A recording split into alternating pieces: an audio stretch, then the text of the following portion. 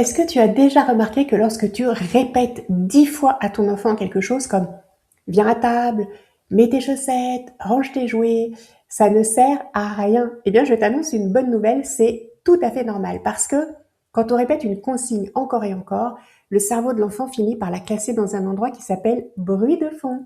Un peu comme une musique qu'on n'entend plus au bout d'un moment. En fait, il comprend inconsciemment qu'il n'y a pas d'urgence à répondre puisque de toute façon, la consigne reviendra. Et c'est vrai, elle revient puisque tu répètes en boucle. Et résultat, plus on insiste, moins il écoute. Alors, c'est bien beau, mais existe-t-il une solution? Eh bien oui, il y a une approche beaucoup plus efficace qui consiste d'abord à réduire la distance physique et relationnelle. Alors, l'idée, c'est de se rapprocher de ton enfant, se mettre à sa hauteur, et ça va permettre de capter son attention au lieu de parler dans le vide. Donc, avant même de demander quoi que ce soit, il faut prendre un instant pour entrer dans son monde. Par exemple, observer ce qu'il fait, le nommer, lui dire waouh, il est super coloré ton dessin.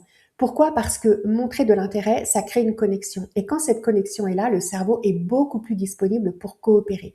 Une fois que la connexion est établie, la consigne peut être donnée. Elle doit être évidemment courte et suffisamment claire pour lui. Par exemple, c'est l'heure, on range pour passer à table. Inutile d'en faire des tonnes, d'ajouter des explications à rallonge.